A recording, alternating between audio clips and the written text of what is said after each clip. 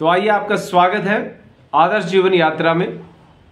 उम्मीद करता हूं कि आप सभी ने पिछले के जो अभ्यास है वो सारे के सारे दोहराए होंगे। नहीं दोहराए तो कृपया आप जाइए और उन सब अभ्यासों को दोहरा लीजिए। आज हम चर्चा करने वाले हैं कि नकारात्मकता को कैसे अपने जीवन से बाहर निकालें। शायद हम सब ने कभी गौर ही नहीं किया कि हमारे दिनचर्या में, पूरे दिन के कार्यशैली में बहुत सारी नकारात्मक चीज़ें, बहुत सारी नेगेटिव चीज़ें होती रहती हैं और हम उन पर कभी ध्यान ही नहीं देते। बहुत छोटी छोटी चीज़ों में हम नकारात्मकता लेते हैं, बहुत छोटी छोटी चीज़ों में हम नेगेटिव हो जाते हैं, बहुत छोटी छोटी चीज़ों पर, छोटी छोटी बातों पर हम अग्रेसिव हो जाते हैं। लेकिन शायद हम लोगों ने कभी ध्यान ही नहीं दिया कि किस प्रकार से हम नेगेटिव एनर्जी को अपनी तरफ खींच रहे हैं। क्योंकि नकारात्मक होने का सीधा सा मतलब है कि आप कृतज्ञ नहीं है, और यदि आप कृतज्ञ नहीं हैं तो फिर जो आपके पास है वो भी ले लिया जाएगा। वो लाइन याद रखें, यदि आपके पास कृतज्ञता है तो आपको और अधिक दिया जाएगा और आप समृद्ध हो जाएंगे, और यदि आपके पास कृतज्ञता नहीं है तो फिर आपके पास जो है वो भी आपसे ले लिया जाएगा, छीन लिया जाएगा। जी हाँ प्रिय बंधुओं, हम अक्सर अपने जीवन के हर छोटे छोटे कार्य में नकारात्मकता को लेकर के आते हैं। प्रिय बंधुओं, जब भी हम किसी से ईर्ष्या करते हैं, जब भी हम किसी की शिकायत करते हैं, जब भी हम किसी के दोषों की गिनती करते हैं, जब भी हम किसी की बुराई करते हैं, तो आप मान लीजिए कि आप नकारात्मकता में जा रहे हैं। तो इसीलिए हमें इन चीज़ों से अक्सर बचना होगा कि हम कभी भी किसी की बुराई ना करें, कभी भी किसी से ईर्ष्या ना करें, कभी किसी से द्वेष ना करें, कभी किसी को देख करके दुखी ना हो, किसी के सुख को देख करके खास करके दुखी ना हो। जबकि आज समाज में ये प्रचलन हो गया है कि ये कहावत भी है कि लोग अपने दुख से कम दुखी हैं, दूसरे के सुख से ज़्यादा दुखी हैं। तो ये सारी की सारी चीज़ें जो भी हैं, आपका दुखी होना, आपका किसी से ईर्ष्या करना, आपका किसी से द्वेष करना, आपका चाहे मन ही मन किसी को गाली गलौज करना, किसी को बुरा भला सोचना, उसके बारे में माने किसी के बारे में बुरा सोचना, या फिर मैं कहूँगा कि किसी की उन्नति को देख करके जलना, ये सारी की सारी चीज़ें नेगेटिव एनर्जी है, नकारात्मकता है। और जैसे जैसे ये आपके जीवन में आती जाएगी, आपका जीवन बद से बदतर होता चला जाएगा। आप उन्नति को प्राप्त नहीं हो सकते। देखने को भले ही दिखे कुछ दिन के लिए कि आप पैसा कमा रहे हैं, अर्निंग हो रही है, सब कुछ हो रहा है, लेकिन वो एकदम से ऐसे चुटकियों में जाएगा, आपको पता भी नहीं लगेगा। तो ये ईश्वरीय व्यवस्थाएं हैं, कोई मेरी व्यवस्था नहीं है, ये आपका यूनिवर्स का नियम है, ये शाश्वत नियम है, ये आकर्षण का नियम है। तो जिसको आप आकर्षित करेंगे वो आपके पास आएगा। तो जितना आप नकारात्मकता को अपने पास लेकर के आएंगे, नेगेटिव एनर्जी को अपने पास लेकर के आएंगे, उतना ही आप अपनी बदनसीबी को आमंत्रित करते हैं, बुलाते हैं अपने बदनसीब को। तो इसीलिए आपसे हाथ जोड़ करके निवेदन है कि आप नेगेटिव ना हो, नकारात्मक ना सोचें। अब आप सोचेंगे कि बहुत बदतर स्थिति में घर का काम नहीं चल रहा है, घर का खर्चा नहीं चल रहा है, मैं बहुत दुखी हूँ, बहुत परेशान हूँ, परिवार वालों ने दुखी कर रखा है, उसने दुखी कर रखा है, उसने ऐसा कर दिया, तो हम कैसे ऐसी स्थिति में हम कृतज्ञ हो सकते हैं? जो आदमी दुखी हो, जो आदमी चारों तरफ से दबा पड़ा हो, वो कैसे कृतज्ञ हो सकता है? आप भी बिल्कुल ठीक सोच रहे हैं। यदि ऐसी स्थिति है तो आप कैसे कृतज्ञ हो? यही तो आज का विषय है, यही तो हमने चर्चा करनी है। प्रिय बंधुओं, महात्मा बुद्ध ने बहुत गजब की बात कही। मैं तो कहूँगा कि इन लाइनों को याद कर लेना और अपने जीवन में हमेशा ध्यान रखना इस बात को। महात्मा बुद्ध ने कहा कि चलिए खड़े हो जाइए और कृतज्ञता के लिए अग्रसर हो। धन्यवाद करें कि आपने आज बहुत कुछ नहीं सीखा, तो कम से कम थोड़ा तो सीखा, कुछ तो सीखा। और यदि कुछ भी नहीं सीखा तो कम से कम आप बीमार तो नहीं पड़े, और यदि आप बीमार भी पड़े हो तो कम से कम मरे तो नहीं, मृत्यु को तो प्राप्त नहीं हुए। इसी के लिए धन्यवाद कीजिए, इसी के लिए कृतज्ञ हो जाए। तो अब इससे ज़्यादा तो मैं आपको कोई कारण दे ही नहीं सकता कि कृतज्ञ होने के लिए आपको कोई चीज़ और ढूंढनी पड़ेगी। तो महात्मा बुद्ध ने ये बात बोली, इसको मैं हमेशा इस बात को अपने जहन में रखता हूँ, याद रखता हूँ कि मैं रोज़ाना कुछ न कुछ सीखता हूँ। बहुत नहीं सीखता तो थोड़ा सीखता हूँ। जिस दिन थोड़ा भी नहीं सीखा उस दिन ये सोचता हूँ कम से कम आज रोगी तो नहीं हुआ, बीमार तो नहीं हुआ।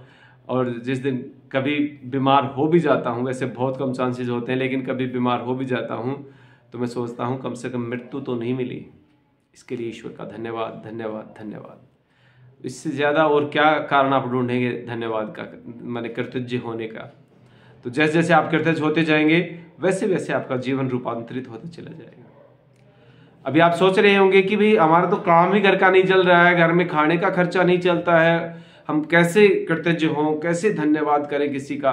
तो प्रिय बंधुओं, जब आपको पता चल गया है कि ये जो जादुई शक्ति है ये बहुत ज़बरदस्त तरीके से काम करती है, तो फिर कृतज्ञ होने के लिए आपको बहाने ढूंढने ही पड़ेंगे। आप जितना बहाने ढूंढ करके कृतज्ञ होंगे उतना ही जीवन बदलना शुरू हो जाएगा। लेकिन अगर आप बहाना यही बना लिया कि मैं क्यों कृतज्ञ हूँ, मैं किस चीज़ के प्रति कृतज्ञ हूँ, तो अब इससे ज़्यादा बात तो मैं बता नहीं सकता जो महात्मा बुद्ध ने कही। लेकिन एक और चीज़ मैं आपसे निवेदन करना चाहूँगा, एक प्रयोग आपको बताना चाहूँगा। दो हम यहाँ पर घटनाओं की चर्चा करेंगे। तो पहले हम चर्चा करते हैं, मान लीजिए आपके पास जॉब नहीं है, आपके पास नौकरी नहीं है, आपके पास ना कोई व्यवसाय है, आप बेरोजगार हैं। आप बेरोजगार हैं, आपके पास कोई काम नहीं है और आप खूब पढ़े लिखे हैं, या नौकरी करते थे तो नौकरी से हटा दिया गया, आपको निकाल दिया गया। तो प्रिय बंधुओं, निश्चित रूप से पहली बात तो ये मान लें, यदि आपके साथ कुछ भी गलत घट रहा है तो बहुत लंबे समय से आप नकारात्मकता को अपने पास संजो रहे हैं, इकट्ठा कर रहे हैं, इसीलिए आपके साथ ये सारी घटनाएं घट रही हैं। यदि आप कृतज्ञ हैं तो आपके साथ बहुत दुखद घटनाएं नहीं घट सकती, ये आप जान लें बात। और यदि आप कृतज्ञ नहीं है तो ही आपने ये सारी की सारी समस्याओं को एकत्रित किया, इकट्ठा किया, चाहे वो बीमारी के रूप में, चाहे आर्थिक मंदी के रूप में, चाहे आपके माने जॉब छूटने के रूप में, चाहे आपके स्वस्थ शरीर ना होना माने बीमार रोगी होने के रूप में, किसी भी रूप में आपके पास दुख आया है वो आपकी नेगेटिविटी के कारण आया है, आपकी नकारात्मकता के कारण आया है, आपकी कृत घनता की वजह से आया है। तो इसीलिए कृतज्ञ होना बनता है। तो मैं बात कर रहा था, मान लीजिए आपके पास रोजगार नहीं है, अब यहाँ पर आप कैसे कृतज्ञ हो, थोड़ा सा प्रयोग करके देखते हैं। तो आप ईश्वर का धन्यवाद करें कि परमपिता परमात्मा, जब से नौकरी छूटी है पहली बार मुझे इतना समय मिला कि मैं अपने परिवारजनों के साथ रह पाया हूँ। इतने लंबे टाइम के बाद मैं अपने परिवार वालों को समय दे पाया, उसके लिए ईश्वर का बहुत बहुत धन्यवाद, धन्यवाद, धन्यवाद।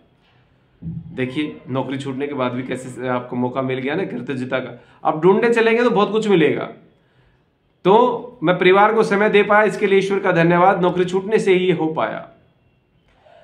नौकरी छूटने के बाद मैं पहली बार अपनी माँ के साथ इतना रह पाया हूँ, मैं पहली बार अपनी माँ की सेवा कर पाया, उसके लिए ईश्वर का धन्यवाद, धन्यवाद, धन्यवाद। नौकरी छूटने के बाद मैं पहली बार बच्चों के साथ कहीं बाहर घूमने गया, इसके लिए ईश्वर का धन्यवाद, धन्यवाद, धन्यवाद, धन्यवाद। नौकरी की छूटने के बाद ही मेरे पास और बहुत सारे अपने ऑप्शन खुल गए कि मैं उससे भी अच्छा रोजगार पा सकता हूँ, इसके लिए ईश्वर का धन्यवाद, धन्यवाद, धन्यवाद। ये नौकरी छूटी तो ही मुझे अवसर मिला कि मैं अपना खुद का व्यवसाय भी कर सकता हूं, इसके लिए ईश्वर का धन्यवाद, धन्यवाद, धन्यवाद। तो इस प्रकार से आप रोने की बजाय उसमें माने रास्ते ढूंढिए कि आप किन चीजों के लिए कृतज्ञ हो सकते हैं जो आज आपको सुविधाओं के रूप में मिल गया। तो इस प्रकार से आप चाहें तो उसको रोते रहें, चाहे तो इस प्रकार से विचार करके आपके पास और भी बहुत सारे इसके रीजन मिल सकते हैं। तो बेरोजगार होने की अवस्था में भी आप कृतज्ञता को पा सकते हैं, कृतज्ञ हो सकते हैं। और जैसे जैसे आप कृतज्ञ होते जाएंगे आप उससे बेहतर नौकरी पाएंगे, आप उससे बेहतर व्यवसाय कर पाएंगे, आप उससे बेहतर रोजगार पाएंगे। या आप ये करके देखिए, एक बार आपको पता लगेगा। दूसरी चीज, हम एक और प्रयोग यहां पर करके देखते हैं। मान लीजिए किसी पिता और पुत्र का आपस में झगड़ा रहता है, अनबन रहती है, बनती नहीं है। अब पुत्र बेचारा परेशान है, तो यहां पर आप अपने पिता के प्रति कृतज्ञ होना शुरू कीजिए। कि सबसे पहले तो आपके मन में ये आना चाहिए कि मेरे पिताजी मुझे अक्सर डांटते हैं, क्यों? क्योंकि पिताजी मेरी चिंता करते हैं, इसके लिए पिताजी का बहुत बहुत आभार, धन्यवाद, धन्यवाद, धन्यवाद। पिताजी मुझे अक्सर डांटते रहते हैं, धमकाते रहते हैं, पिताजी का धन्यवाद। इससे मुझे ये सीखने को मिला कि मैं अपने बच्चों का पालन पोषण किस प्रकार से करूं। पिताजी ने मुझे बचपन से पढ़ा लिखा कर इतना बड़ा किया, पिताजी ने मेरी शिक्षा दीक्षा के लिए कितनी मेहनत की, इसके लिए पिताजी का कोटि कोटि धन्यवाद, धन्यवाद, धन्यवाद। पिताजी ने मुझे अच्छे अच्छे सुंदर सुंदर कपड़े हमेशा पहनाए, पिताजी ने मुझे खिलौने ला करके दिए बचपन से लेकर के अब तक मैं तो इसके लिए पिताजी का बहुत बहुत आभार, धन्यवाद धन्यवाद। कितनी ही चीज़ें आप सोचेंगे पीछे तो आप कितना ही अपने पिताजी का धन्यवाद कर लें, लेकिन ये तय है कि हमेशा इस बात को ध्यान रखें कि जो भी आपके पेरेंट्स आपके लिए कर रहे हैं, आपके ऊपर डांट फटकार कर रहे हैं, उसको पॉजिटिव वे में ले कि वो आपकी भलाई के लिए है, आपके नुकसान के लिए नहीं है, आपके हित में है, अहित में नहीं है। कोई भी पेरेंट्स अपने बच्चों के अहित में कुछ भी नहीं कर सकता, वो हमेशा आपका हित चाहता है। इसीलिए आपको डांटा जाता है, इसीलिए आपको बार बार टोका जाता है। आपको लगता होगा कि अब तो हम बड़े हो गए, समझदार हो गए हैं, इसके बावजूद भी हमारे अंदर दिमाग नहीं है क्या हमारे माता पिता हमें टोकते रहते हैं बार बार? नहीं, उनके पास अनुभव है, वो उस अनुभव के आधार पर आपको बार बार टोकते हैं। तो इसके लिए अपने पेरेंट्स का धन्यवाद करें कि मेरे माता पिता का धन्यवाद, वो मुझे बार बार टोकते हैं क्योंकि मेरा भला चाहते हैं, मुझे सही दिशा देना चाहते हैं, इसीलिए मुझे बार बार टोकते हैं। तो इस प्रकार से जब आप अपने पेरेंट्स का धन्यवाद करेंगे तो थोड़े ही दिनों में देखेंगे आपका जो संबंध है माता पिता के साथ में बहुत मधुर हो जाएगा, और जैसा आप चाहते हैं उसी प्रकार से आपके पेरेंट्स आपका साथ भी देंगे। तो इस प्रकार से कुछ जादुई प्रयोग आप करके देख सकते हैं। तो यहाँ पर आपको एक काम करना, आज के लिए जो 2 प्रयोग हैं खास, वो मैं आपको बता दूं, और इसी के साथ ही निवेदन करूंगा कि जिन किसी का भी आप भला चाहते हैं, जिन किसी को चाहते हैं कि वो अपनी जीवन यात्रा को आदर्श बना पाए, सुख में बना पाए, आनंद में बना पाए, तो उनके पास जरूर ये वीडियो शेयर कर दें। तो आज के लिए जो 2 प्रयोग आपको करने हैं वो मैं बता रहा हूं। सबसे पहला प्रयोग है कोई भी समस्या हो आपको, तो आपको सिर्फ एक लाइन लिखनी है कि आदर्श समाधान के लिए ईश्वर का कोटि कोटि धन्यवाद धन्यवाद धन्यवाद। क्या लिखना है? आदर्श समाधान के लिए ईश्वर का कोटि कोटि धन्यवाद धन्यवाद धन्यवाद। आदर्श समाधान में जिस प्रकार से उस समस्या का सॉल्यूशन होना होगा, समाधान होना होगा, वो आपका हो जाएगा। तो आदर्श समाधान के लिए ईश्वर का कोटि कोटि धन्यवाद धन्यवाद धन्यवाद। आदर्श समाधान के लिए ईश्वर का कोटि कोटि धन्यवाद धन्यवाद धन्यवाद। आदर्श समाधान के लिए ईश्वर का कोटि कोटि धन्यवाद धन्यवाद धन्यवाद। इस प्रकार से आप ये मन में बोलें, लिखें, जैसा मर्जी, ज्यादा से ज्यादा इसका दिन में प्रयोग आपको करना है। दूसरा प्रयोग आपको और करना, आज आप स्वयं से एक संकल्प करें पूरे दिन के लिए कि भी पूरे दिन में मैं कोई भी नकारात्मक बातें ना बोलूंगा, ना सोचूंगा, किसी की भी शिकायत नहीं करूंगा, किसी की भी कंप्लेंट नहीं करूंगा, किसी की भी शिकायत नहीं सुनूंगा। तो ये मन में आप धारण कर लें, मन में संकल्प करें कि मैं देखना है कि मैं कितनी बार आज दिन में नकारात्मक शब्द बोलता हूं, नकारात्मकता को लेकर के आता हूं। तो जब भी आप बोलेंगे तो आपको स्मरण होगा, तो वहीं से उस बात को सुधार देना कि नहीं, मैं तो इस बात को ऐसे कहना चाहता था, मन में या बोल करके, जैसे भी आपको ठीक लगे। तो ठीक है, आज के लिए 2 प्रयोग, पहला आदर्श समाधान के लिए धन्यवाद, और दूसरा पूरे दिन में आपको चेक करना है, खुद को स्टडी करना है कि आपने कितनी बार पूरे दिन में नकारात्मक शब्द बोले हैं, नकारात्मक विचार आपके मन में आए हैं। ठीक है, कितनी बार आपने किसी की शिकायत की, कितनी बार आप किसी के प्रति मन में ईर्ष्या आई, कितनी बार आपके मन में किसी के प्रति जलन हुई। तो ये चीजें आप मन में विचार करेंगे, और ध्यान रहे जब भी इस प्रकार का भाव बनेगा आपको नुकसान होगा। पूरे जीवन की मैं बात कर रहा हूँ, केवल आज की नहीं। जब भी आप किसी से ईर्ष्या करते हैं, किसी की शिकायत करते हैं, किसी की कंप्लेंट करते हैं, किसी की चुगली करते हैं, आपस में किसी की बुराई करते हैं या सुनते हैं, तो इसमें किसी और का कुछ नहीं जाता है, इसमें केवल और केवल आपका नुकसान होता है, क्योंकि आपके विचारों के जिम्मेदार आप हैं।